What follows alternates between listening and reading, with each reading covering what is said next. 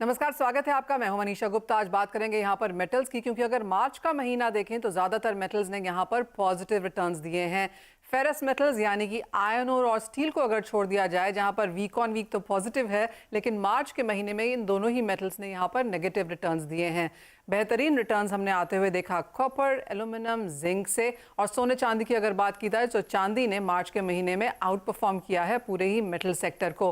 अब आगे जाकर किस तरह की स्थिति रह सकती है अगले हफ्ते के लिए, अप्रैल के महीने के लिए, अब आपको कैसे इसको स्ट्रेटेजाइज करना चाहिए, इस पर चर्चा करने के लिए हमारे साथ हैं निर्मल बैंक कमोडिटीज के कुणाल शाह, chartandtrade.com के फाउंडर विकास बगारिया, पृथ्वी फिनमार्ट के मनोज जैन और एसएसजे फाइनेंस के प्रियांक उपाध्याय। आप सभी का कार्यक्रम में स्वागत है। मेटल्स एक ऐसा सेक्टर है जहां पर बाजार की काफी कीन नजर है, क्योंकि मैक्रोस तो बाजार देख ही रहा है और साथ ही साथ किस तरह की डिमांड चीन से निकल के आ रही है, सप्लाईज को देखकर क्या चल रहा है, उससे भी प्राइसेस को यहां पर सेंस है।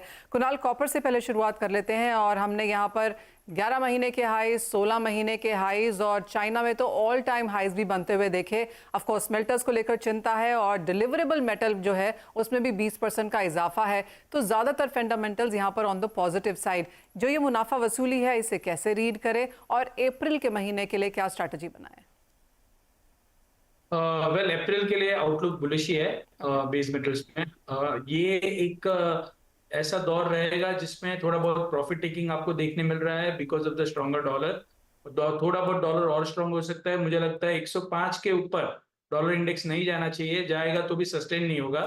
सो ये टाइम में जो भी आपको डिप, जैसे अभी हम देख रहे हैं अराउंड 752 753 के आसपास चल रहा है, 745 740 ये लेवल्स के आसपास फिर से आपको धीरे धीरे कॉपर कॉपर अक्यूमुलेट करना चाहिए। फंडामेंटल्स कॉपर के अच्छे लग रहे हैं as compare to other base metals. और जो स्मेल्टिंग कैपेसिटी चाइना में कम होने वाली है, अभी तक कोई ऐसा अनाउंसमेंट नहीं आया है कि कितना स्मेल्टर कितनी अपनी कैपेसिटी को कम करेगा। But looking at the treatment and refining charges of the copper, it is clear कि रिफाइंड कॉपर का प्रोडक्शन आने वाले महीनों में चाइना में कम होने वाला है। ऊपर से यूएस के इंटरेस्ट रेट कम होने वाले हैं, यूरोप के इंटरेस्ट रेट कम होने वाले हैं। तो सब जगह से because of the cut in interest rate demand better रहेगी। सप्लाई साइड रिफाइंड कॉपर की टाइट है, तो कॉपर में धीरे धीरे फिर से हमको 770 775 780 तक के लेवल धीरे धीरे दिखने मिलेंगे। सो अप्रैल महीने में भी अब ट्रेंड अब ऊपर का ही लग रहा है, और ये जो भी स्ट्रॉन्गर डॉलर के कारण जो फॉल आ रहा है उसको कैपिटलाइज करना चाहिए लॉन्ग पोजीशन बिल्ड करने के लिए। All right. और कुणाल, अगर ओवरऑल मेटल्स यानी कि बेस मेटल्स के सेक्टर में देखें, आप कहेंगे कॉपर एक टॉप पिक के तौर पर बरकरार रह सकता है? डेफिनेटली मुझे कॉपर ही मेरी टॉपिक है बेस मेटल कॉम्प्लेक्स में। छोटे मोटे जब चाइना से नेगेटिव न्यूज आते हैं वो टाइम पे हम एक प्रॉफिट टेकिंग देखते हैं, या डल ट्रेड रहता है चाइना में, प्रॉफिट टेकिंग देखते हैं आता हुआ। सो ये सब में आपको धीरे धीरे अक्यूमुलेट करना चाहिए। One more reasons for me to go long in copper, कहीं ना कहीं चिली पेरू सब जगह से एक माइन क्लोजर के रिपोर्ट आ रहे हैं। नई कैपेसिटी कोई बड़ी मात्रा में आ नहीं रही है, कोई 1.5-2 मिलियन टन का कोई नया प्रोडक्शन आने वाला है आने वाले 1-1.5 साल में, ऐसा भी कुछ नजर नहीं आ रहा है। So looking at the expectation of the weaker monetary policy, जो इंटरेस्ट रेट कम होने वाला है पूरे वर्ल्ड में, डेवलप कंट्रीज में। सेकेंड, स्मेल्टिंग कैपेसिटी चाइना में कम हो रही है। थर्ड, बेटर डिमांड प्रोस्पेक्ट है आने वाले टाइम में एक्स चाइना। सो ये सब देखते हुए copper should out perform. Okay. तो ओवरऑल मेटल्स में ऑफ कोर्स सभी मेटल्स यहाँ पर सपोर्टिव रहेंगे, लेकिन कॉपर यहाँ पर एक टॉप पिक है। मनोज जी, आप कैसे देखते हैं overall metal as a sector, और आपकी टॉप पिक यहाँ से कहाँ होगी? नमस्कार मनीषा जी, बिल्कुल यहाँ पे हमने कॉपर में एक अच्छा मोमेंटम बनते हुए देखा, और मार्च के महीने में हमने एक बार एलईएमई पर कीमतों को $9,100 के भी पार निकलते हुए देखा है।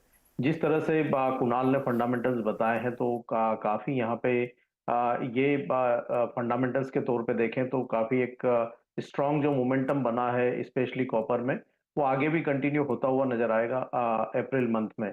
हमारा मानना है कि यहाँ पे जो lower LME warehouse stocks और जिस तरह से जो आगे यूएस के रेट कट के होप्स हैं, वो continue overall base metal pack को जो है सपोर्ट करते हुए नजर आएंगे। यहाँ पे एक कोई भी डीप आता है एलएमई पर $8,700 तक, तो वो एक अच्छा जो है लेवल होगा अक्यूमुलेशन के लिहाज से।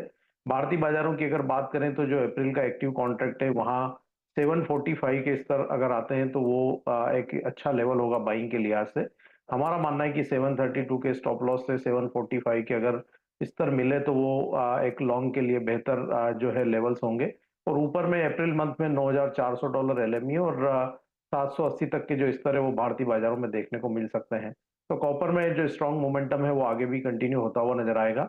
इसके साथ ही हमारा मानना है कि एल्यूमिनियम भी ओवरऑल बेस मेटल पैक में एक अच्छा कंसोलिडेशन दिखा रहा है और एलएमई पर कीमतें लगातार $2,200 के ऊपर बनी हुई है। हमारा मानना है कि अप्रैल मंथ में यहाँ भी कीमतें $2,400 तक के जो स्तर है वो दिखा सकती है और भारतीय बाजारों की अगर बात करें तो 220 तक के स्तर यहाँ भी देखने को मिल सकते हैं। तो कॉपर और एल्यूमिनियम अप्रैल मंथ में ओवरऑल बेस मेटल पैक में बढ़िया यहाँ पे नजर आते हैं और वो यहाँ पे आउट परफॉर्मेंस दिखा सकते हैं। ओके, जैसे कहा गया कि एल्यूमिनियम भी यहाँ पर तेज है। जी हाँ, अगर मार्च का चार्ट उठा के देखें तो कॉपर में 4.5% की तेजी मार्च के महीने में देखने को मिली है। जिंक 3% ऊपर है और एल्यूमिनियम 6.5% की तेजी के साथ काम करता हुआ नजर आया है। अगर चार्ट्स पे देखें तो विकास, आपको क्या लगता है एल्यूमिनियम और जिंक जैसे जो मेटल्स हैं यहाँ पर किस तरह की मूव देखने को मिलेगी? हाँ जी मनीषा जी, देखिए बेस मेटल ओवरऑल तेजी लग रहा है। टेक्निकल चार्ट्स में अगर हम लोग वीकली और मंथली चार्ट्स को आइडेंटिफाई करें तो जो इनका बेस बनना था बेस बन चुका है, एक मोमेंटम अपसाइड की तरफ स्विंग कर रहा है। एल्यूमिनियम की अगर हम लोग बात करें तो एल्यूमिनियम मेरे को बहुत तेज लग रहा है। थोड़ा सा अगर डिप मिलता है 207 के जोन पे मिलता है तो एल्यूमिनियम को बाई करना चाहिए। 204 का स्टॉप लॉस रहेगा एंड डेफिनेटली 212, 215 और 220 के जो टारगेट्स है एल्यूमिनियम में देखने मिल सकते हैं। वहीं अगर मैं जिंक की बात करूं, टेक्निकल चार्ट्स में जिंक जो है थोड़ा सा आउट परफॉर्म करके थोड़ा सा ओवरबॉट जोन पे है। तो कोई भी डिप अगर इसमें अप्रैल कॉन्ट्रैक्ट्स में मिलता है जिंक में 215 212 के करीब पे, तो जिंक को हम लोगों को एक्यूमुलेट करना चाहिए। 235 के टारगेट्स जिंक के चार्ट पे देखने मिल रहे हैं। जी मनीषा जी। ओके, जो तेजी यहाँ पर बरकरार तीनों ही मेटल्स में रह सकती है। प्रियांक, आप कहाँ से इसे कहाँ क्या पिक करना चाहेंगे? क्योंकि जहाँ तक बेस मेटल्स की बात है यहाँ पर तो हमने मल्टी मंथ हाइज बनते हुए देखे ही हैं। आयरन ओर और स्टील की अगर बात की जाए तो मार्च के महीने में 7.5% की गिरावट आयरन ओर में है, स्टील में करीबन 5.5% की गिरावट। और ये ऑफकोर्स जो रीसेंट गेन्स हैं उसके बाद के हाल हैं। आने वाले महीने में क्या एक अपटिक हम फेरस मेटल्स में भी आता हुआ देखेंगे? जी बिल्कुल। जिस तरह से बेस मेटल्स शेप अप हो रहा है, हमने नॉन फेरस मेटल्स में भी रैली मुझे लगता है कि कंटिन्यू रहेगी। एंड अगर मैं कॉपर, जिंक, एल्यूमिनियम की भी बात करूं तो जो चार्ट्स इंडिकेट कर रहे हैं वो कहीं ना कहीं बुलिश मोमेंटम, ट्रेंड भी पॉजिटिव है।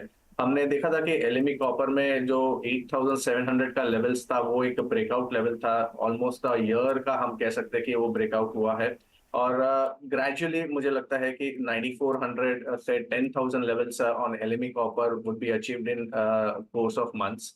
तो यहाँ पे जो भी करेक्शन आ रहा है, आप कह लीजिए कि डॉलर इंडेक्स जो बढ़ा है उसका एक प्रेशर दिख रहा है। और जिस तरह कुणाल ने भी बताया कि मैं भी एक्सपेक्ट करता हूँ कि 105, 105.50 बहुत स्टिफ रेजिस्टेंस है, उसके ऊपर सस्टेन हुए ऐसे नहीं लगता है और एक करेक्शन डॉलर इंडेक्स में सेट इन होता हुआ दिखेगा। तो ये जो अपॉर्चुनिटी आ रही है कॉपर के प्राइसेस में ऑन करेक्शन, वो यूटिलाइज करनी चाहिए बाइंग करने के लिए। तो यहाँ पे फिर से अगर रीटेस्ट होता है 8700 जो ब्रेकआउट लेवल था एलएमई कॉपर पे, तो वो एक अपॉर्चुनिटी रहेगी to go long. MCX copper अप्रैल वायदा की मैं बात करूं तो अराउंड 750 745 जोन एक अक्यूमुलेशन जोन रहेगा। फिर से हम कॉपर को 770 780 तक जाता हुआ एक्सपेक्ट कर सकते हैं इन मंथ ऑफ अप्रैल। अगर दूसरी तरफ मैं एल्यूमिनियम, जिंक की भी बात करूं तो दोनों ही कमोडिटी बुलिश अंडरटोन के साथ ट्रेड्स कर रही है। एल्यूमिनियम की बात करूं तो अराउंड 205 200 ये एक अच्छे बेस फॉर्मेशंस बने हैं और ये जब तक होल्ड करते हैं gradual rise towards 215 to 220 zones expect किया जा सकता है एल्यूमिनियम के काउंटर में। जिंक भी अब अराउंड 220 के आसपास ट्रेड कर रहे हैं। जिंक में 210 टू 205 ये एक अच्छा बेस फॉर्मेशन है। वो जब तक होल्ड करता है ट्रेजेक्टरी अपसाइड की ही दिखती है। अपसाइड में very near term targets would be around 230 235 zone. So overall base metal complex bullish दिखता है for the month of April. Alright, हमारे चारों एक्सपर्ट्स मानते हैं कि खरीदारी करके यहाँ पर मेटल्स में काम करना चाहिए। अप्रैल का महीना आपको बेहतर रिटर्न्स दे सकता है। मार्च की closing on the higher side in any case expected है ही। लेकिन इसी के साथ एक ब्रेक का समय है। ये तो बात हुई इंडस्ट्रियल मेटल्स की, लेकिन हम ब्रेक के उस पार बात करेंगे प्रेशस मेटल्स की, यानी कि सोने चांदी की, जहाँ पर भी मार्च का महीना काफ़ी बेहतरीन रहा। ऑल टाइम हाइज हमने यहाँ पर सोने में बनते हुए देखे। चांदी में करीबन 1.5 साल का हाइज छूने के बाद अब कुछ मुनाफा वसूली है, लेकिन अप्रैल के लिए अब आपको क्या स्ट्रैटेजी बनानी चाहिए, बताएंगे आपको। हम बात कर रहे हैं यहाँ पे सोने चांदी की, जहां पर अंतर्राष्ट्रीय बाजारों में हमने ऑलमोस्ट $2200 प्रति आउंस के स्तर आते हुए देखे, जबकि भारतीय बाजारों में 66,000 के ऊपर यहाँ पर सोना बनता हुआ नजर आया। अगर पिछले साल इसी समय से कंपेयर करें तो करीबन 11,000 रुपए प्रति 10 ग्राम की तेजी सोना आपको यहाँ पर ऑलरेडी दिखा चुका है। कोविड के बाद स्पेशली हमने देखा है कि काफी हद तक एनालिस्ट, फाइनेंशियल एडवाइजर्स आपको कहते हैं कि 10 से 15% आपके पोर्टफोलियो में सोना रहना चाहिए, और आने वाले जिस तरह के 2-3 साल नजर आते हैं जो कि विजिबिलिटी है, वहां पे माना जा रहा है कि सोना आपको बेहतर रिटर्न्स और हेज सेफ हेवन तरीके से यहाँ पर आपको दिखा सकता है। कुणाल, कैसे देखते हैं आप सोने को? ऑफ कोर्स सब लोग काफी बुलिश रहे, लेकिन जिस तरह की तेजी ऑलरेडी हम सोने में आता हुआ देख चुके हैं इस साल के पहले ही क्वार्टर में, आपको लगता है अगला क्वार्टर इसे रिपीट कर सकता है या कंसोलिडेशन वाला रहेगा, और अप्रैल के मंथ में स्पेशली क्या रेंज रहेगी? गोल्ड का जो ब्यूटी है वो यही है कि वो टाइम से बहुत पहले चलता है। इंटरेस्ट रेट कट आने वाले थे जून महीने में, और उसके पहले ही गोल्ड $200 ऊपर है। अभी आप राह देखेंगे कि और इंटरेस्ट रेट जब एक्चुअल बढ़ेंगे तब तक मैं राह देखूंगा, शायद और भी वो टाइम तक बढ़ सकता है। मुझे लग रहा है जो पेस में गोल्ड बढ़ा है, 30 to 40 डॉलर का करेक्शन आ सकता है। रुपी टर्म्स में अगर मैं बात करूंगा, मैक्सिमम 65,000 के आसपास मैक्सिमम फार्मन कॉन्ट्रैक्ट आ सकता है। उसके नीचे मुझे गोल्ड नजर नहीं आ रहा है। छोटे मोटे करेक्शन पे गोल्ड में आपको बाइंग करनी चाहिए, और गोल्ड मुझे बहुत तेज लग रहा है आने वाले क्वार्टर में। मुझे लग रहा है कि धीरे धीरे this is going towards 2250, 2260 dollars, बाद में $2300, बाद में $2400। ओवरऑल गोल्ड का trajectory is on the upside, और stronger fundamentals, strong central bank buying, expectation of a weaker dollar, start of drop in interest rate in the US and the Europe, ये सब factors indicate कर रहे हैं कि along with the strong central bank ETF demand revive होगी, और that will drive major upside in gold future. MCX पे next quarter 66,800, 67,000 तक के लेवल दिखाएगा, और कॉमेक्स की बात करेंगे दिवाली या नवंबर तक 70,000 के प्राइसेस गोल्ड दिखा सकता है। ओके, 70,000 तक की यहाँ पर सोने की बात आ सकती है। अगले क्वार्टर में यहाँ पर अच्छी खासी तेजी की उम्मीद भी है। कुणाल, अगर हम ऑल इन कंप्राइजिंग कॉस्ट देखें सोने की प्रोडक्शन की, तो अभी भी $1200-1300 मैक्स है। इन्फ्लेशन एडजस्टेड गोल्ड शायद 4,000 के आसपास हो। सोना यहाँ पर चल रहा है 2200, आप कह रहे हैं 2400 मैक्स इस साल में तो भी चला जाएगा। आगे किस तरह की स्थिति यहाँ पर सोने में आप देखते हैं? क्या ये गोइंग फॉरवर्ड भी यहाँ पर हम geopolitics, safe haven buying, central bank देखेंगे, कि कभी शायद बैठ के हम कॉस्ट ऑफ प्रोडक्शन और सप्लाई भी देखेंगे? देखिए मनीषा जी, गोल्ड को जो देखने का रवैया है वो पूरा चेंज हो गया है। आप अगर 50-60 इयर्स ओल्ड की हिस्ट्री गोल्ड की पढ़ेंगे, तो गोल्ड में कभी भी 5.5% यूएस में इंटरेस्ट रेट है और गोल्ड के प्राइसेस ऑल टाइम हाई है। ऐसा इतिहास में कभी नहीं हुआ है। Every time there is a higher interest rate, gold prices generally goes down, but this time is totally different. After COVID ये जो टाइम स्टार्ट हुआ है, जहां पे आप ब्रॉडर देखेंगे, खराब डेटा पे मार्केट बढ़ती है, अच्छे डेटा पे मार्केट घटती है। So we are in a very different times right now. ऐसे टाइम में जहां पे सब वेस्टर्न सेंट्रल बैंक से उसका बेस कहीं ना कहीं बहुत बुरी तरह से फ्रैक्चर हो चुका है, आगे जाके समझ में नहीं आता है इंटरेस्ट मॉनेटरी पॉलिसी कैसे रखेंगे, क्या करेंगे। बहुत सारी अनसर्टेनिटी है, कोई एक दूसरे पे ट्रस्ट नहीं कर रहा है, कोई एक दूसरे के बॉन्ड्स नहीं ले रहा है, सबको धीरे धीरे अपनी अपनी करेंसीज में ज्यादा ट्रेड करना है। सब सेंट्रल बैंक एक साथ गोल्ड ही ले रही है। ये जो ट्रेंड है ये रिवर्स होगा, तब गोल्ड में मंदी स्टार्ट होगी। ये रिवर्स होता हुआ मुझे नजर नहीं आ रहा है आने वाले 2-3 साल और। कंजर्वेटिव नहीं, मैं अगर आपको एग्रेसिव बेसिस पे कहूँ तो नेक्स्ट 3 साल में अगर गोल्ड के प्राइसेस $2700-2800 हो जाते हैं तो I will not be surprise. मैं जनरली कंजर्वेटिव टारगेट देता हूं, बट ये टाइम अलग है, और ये टाइम में गोल्ड के prices irrespective of the weak jewellery demand और रिटेल डिमांड कमजोर होगी, तो उससे मुझे लगता नहीं है कि कोई बड़ा इस पे इम्पैक्ट आएगा। ये बहुत ही डिफरेंट टाइम है। We are amidst of the heightened geopolitical uncertainty एक साइड पे, सेकंड डी डॉलराइजेशन, थर्ड आगे जाके मॉनेटरी पॉलिसी कमजोर वीक रहने वाली है। तो ये सब गोल्ड के लिए तेजी के रीजन है। irrespective of the miner's cost, the price of gold direction आने वाले 2 से 3 साल और भी तेजी के रहने वाले हैं।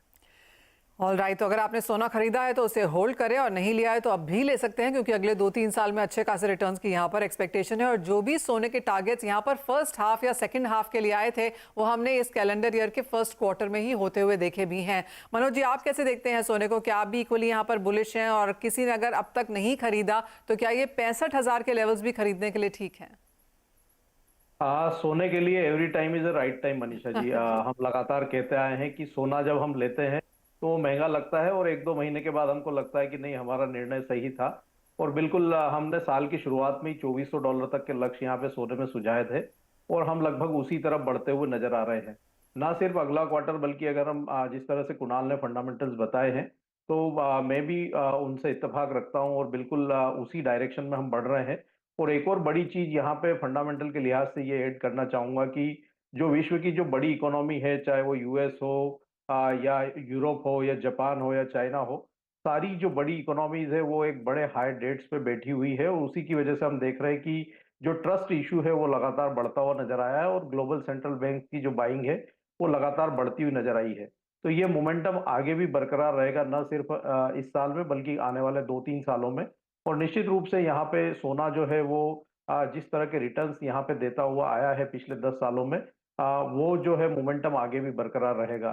तो सोने में यहाँ पे एसआईपी के रूप में जो नए निवेशक हैं वो लगातार निवेश करते रहें और बिल्कुल अपना एक हिस्सा जो है पोर्टफोलियो में उस सोने के रूप में रखें, ताकि आपका पोर्टफोलियो भी बैलेंस रहेगा और जो कॉस्ट ऑफ इन्फ्लेशन है वो भी यहाँ कहीं ना कहीं हेज होती हुई नजर आएगी। वर्ष 2024 में मेरा $2,400 का लक्ष्य इंटरनेशनल मार्केट में और 70,000 तक का जो है भारतीय बाजारों में है। और हमारा मानना है कि यहाँ पे कोई भी डिप्स आता है $2120 से $2140 के रेंजेस में, तो वो फिर एक बार फ्रेश बाइंग के लिहाज से बेहतर लेवल्स होंगे। भारतीय बाजारों में जो जून मंथ का कॉन्ट्रैक्ट है वो 65,500 से 65,000 के रेंजेस में एक अच्छे लेवल्स होंगे बाइंग के लिहाज से। तो निचले स्तरों पर यहाँ पे सोने में जो है बाइंग करना चाहिए और जो फ्रेश निवेशक हैं वो एसआईपी के रूप में यहाँ पे अपना निवेश जो है आगे भी जारी रह सकते हैं। ऑल राइट, तो खरीदना यहाँ पर सोने को एट ऑल टाइम्स है। और जैसे हमारे दोनों ही एक्सपर्ट्स बोल चुके हैं कि $2400 प्रति आउंस सोना कोई बहुत बड़ी बात नहीं है और बहुत दूर भी शायद यहाँ से नहीं है। विकास, चांदी ऑन चार्ट्स कैसी नजर आती है? क्योंकि अगर हम मार्च के महीने की चार्ट्स देखें तो सबसे बेहतरीन परफॉर्मेंस यहाँ पर चांदी की आई है, ऑलमोस्ट 10% की तेजी के साथ। ऑफकोर्स रेजिस्टेंस लेवल्स अभी भी यहाँ पर स्ट्रांग है, लेकिन अब यहाँ से अप्रैल के महीने की अगले क्वार्टर की बात की जाए तो क्या रेंजेस हैं?